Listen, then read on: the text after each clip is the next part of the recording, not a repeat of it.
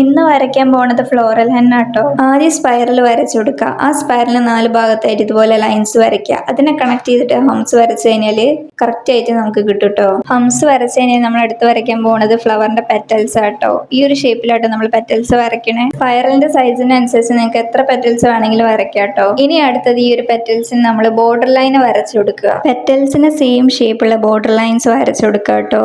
അതിനുശേഷം ഇതുപോലൊരു സ്പൈറൽ വരച്ചു കൊടുക്കുക. അതിന് ചുറ്റും നേരത്തെ ചെയ്ത പോലെ തന്നെ ഹംസ് വരച്ചു കൊടുക്കുക കേട്ടോ. സെയിം പെറ്റൽസിന് ഇതിനും വരച്ചു കൊടുക്കുക. നേരത്തെ വരച്ച ഫ്ലവറിന്റെ സെയിം സൈസിലാട്ടോ ഇതും വരച്ചത്. ഇനി അടുത്തത് തൊട്ടടുത്തായിട്ട് തന്നെ വീണ്ടും ഒരു ചെറിയ സ്പൈറൽ വരച്ചു കൊടുക്കുക. ആ ഒരു സ്പൈറലിന് കണക്കാക്കി ഹംസ് ഒക്കെ വരച്ചു കൊടുക്കുക. കുറച്ച് ചെറുതാക്കി അതേ സൈസിലുള്ള പെറ്റൽസും വരച്ചു കൊടുക്കുക. അപ്പൊ നിങ്ങൾക്ക് ഇതുപോലത്തെ ട്യൂട്ടോറിയൽസ് ഒക്കെ യൂസ്ഫുൾ ആണ് തോന്നുകയാണെങ്കിൽ എന്റെ ചാനൽ സബ്സ്ക്രൈബും സപ്പോർട്ട് ആക്കണേ. ഒരുപാട് സമയത്ത് മെഹന്തി പ്രാക്ടീസ് ചെയ്ത് കഴിഞ്ഞാൽ ഇടുന്ന സമയത്ത് പെർഫെക്ഷൻ ഒക്കെ ഉണ്ടാവും കേട്ടോ. ഇനി അടുത്തതായിട്ട് ചെയ്യാൻ പോകുന്നത് ലീഫ് ആട്ടോ. ലീഫ് ഈ ഒരു ഷേപ്പിൽ ആദ്യം വരയ്ക്കുക കേട്ടോ. എന്നിട്ട് അതിന് ഇതുപോലെ ഒന്ന് ബോൾഡ് ആക്കി കൊടുക്കുക. ബോൾഡ് ലൈൻസ് വരച്ചു കൊടുക്കുക. എന്നിട്ട് നടുവിൽ ഒരു ലൈൻ വരയ്ക്കുക. ഈ ഒരു ഫ്ലവറിന് ലീഫും കൂടി വരുന്ന സമയത്ത് വേറെ തന്നെ ഒരു ഭംഗി ഉണ്ടാവും കേട്ടോ. ലീഫിന്റെ ഉള്ളിൽ ഇതുപോലെ ഒരു ലൈൻസും കൂടി വരച്ചു കൊടുക്കുക.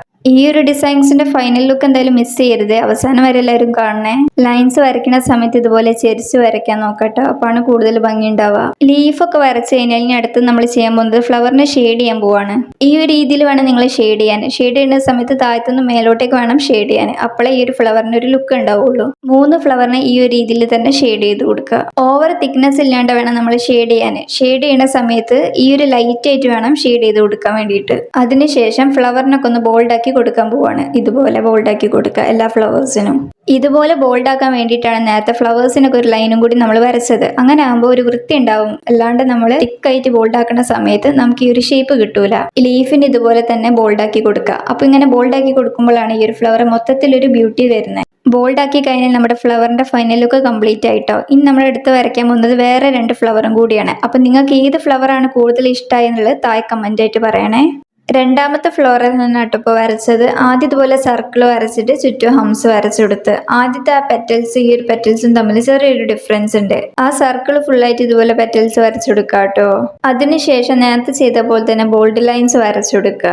ഞാൻ ഡീറ്റെയിൽ ആയിട്ട് പറയുന്നില്ല. നേരത്തെ ചെയ്ത ആ ഒരു സെയിം ഡിസൈൻ തന്നെ നമ്മൾ ഇവിടെയും ചെയ്ത് കൊടുക്കുക.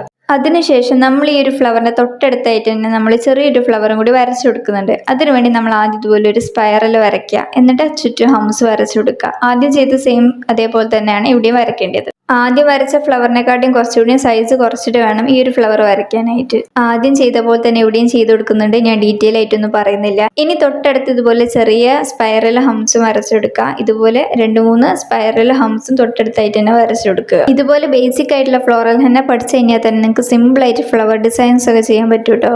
ഇനി തൊട്ടടുത്തായിട്ട് തന്നെ നമ്മൾ വൈൻസ് വരച്ചെടുക്കുക കേട്ടോ. ഇതുപോലെ വൈൻസ് വരയ്ക്കുമ്പോൾ തിക്നെസ് കൂട്ടി വരയ്ക്കാട്ടോ. താഴെ നമ്മൾ വീണ്ടും ഇതുപോലെ വൈൻസ് വരച്ചെടുക്കുക. വൈൻസ് വരയ്ക്കുമ്പോൾ കുറച്ച് തിക്നെസ് കൂട്ടി വരച്ചെടുത്താൽ കാണാൻ കുറച്ചുകൂടി ഭംഗിയുണ്ടാവും. ഇനി ഫ്ലവേഴ്സിന് ഇതുപോലെ ബോൾഡ് ആക്കി കൊടുക്കുക കേട്ടോ.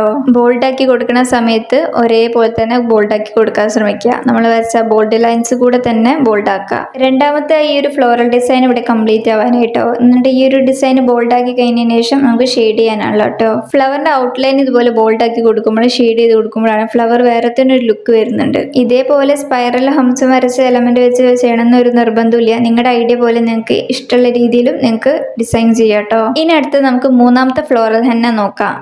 ആദ്യം അതിനുവേണ്ടി നമ്മൾ ഇതുപോലൊരു സ്പൈറൽ വരച്ചെടുക്കുക.